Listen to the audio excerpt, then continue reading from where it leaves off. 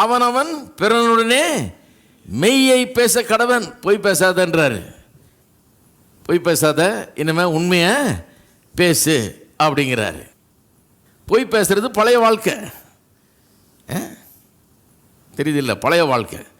அப்போ பொய் பேசுறது பழைய வாழ்க்கையில் தப்பாகவே படலை.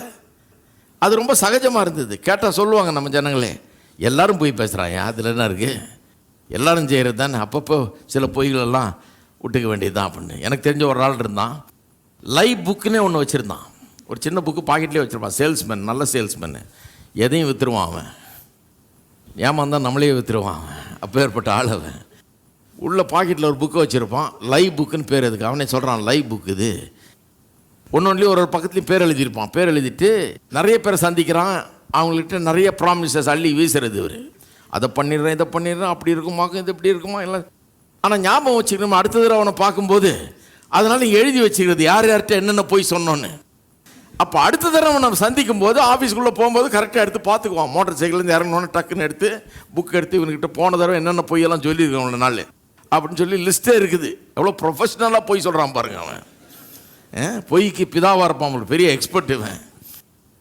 அவ்வளோ கரெக்டாக பொய் சொல்கிறான். பொய் சொல்கிறான், அதை பற்றி அவன் ஒரு தப்பாகவே நினைக்கிறது இல்லை. அது ஒரு பிஸ்னஸில் அது ஒரு சாதாரண காரியம். இப்படி தான் அது, இப்படி தான் பொழப்பை நடத்த முடியும், இப்படி தான் நாட்டில் நடக்குது, எல்லாம் என்ன பண்ணுறான்னு நினைக்கிறீங்க அப்படின்னு நியாயம் பேசுவான். கேட்டிங்கன்னா பொய் சொல்கிறதுல ஒன்றுமே தப்பு இல்லைன்னு தான் பழைய மனுஷன். அந்த மனுஷனை தான் ஒழிக்கணுன்றது. அந்த மனுஷனை ஒழிச்சிட்டு இனிமேல் உண்மையை பேசு அப்படிங்கிறார். பாருங்கள், தேவனுடைய கட்டளை எல்லாம் நம்மளை நல்லா வாழ வைக்கிறது தான் கட்டளை. அதை முதல்ல புரிஞ்சுக்கணும். தேவனுடைய கட்டளைகள் எதுவுமே நம்மளை துன்பப்படுத்தணும், நம்மளை கஷ்டப்படுத்தணும், நம்ம வாழ்க்கையில் இருக்கிற சந்தோஷத்தை கெடுக்கணும் அப்படின்னு கிடையாது. சிலர் தேவனுடைய கட்டளையிலே புரிஞ்சு கொள்வது இல்லை.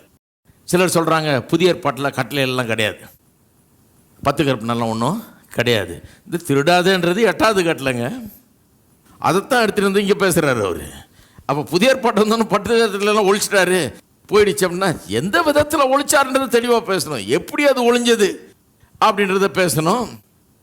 என்ன செய்யும் என்ன செய்யாது இது இப்போ புதிய ஏற்பாட்டில் புதிய உடன்படிக்கையில் அப்படின்றத பேசணுமா ஒழிய சுத்தமாக 10 கற்பனையே கிடையாதுன்னு சொல்லிட்டு அது அதை விட பெரிய தப்பு ஒன்றும் கிடையாது. திருடாதேன்றது சினிமா படம் இல்லை,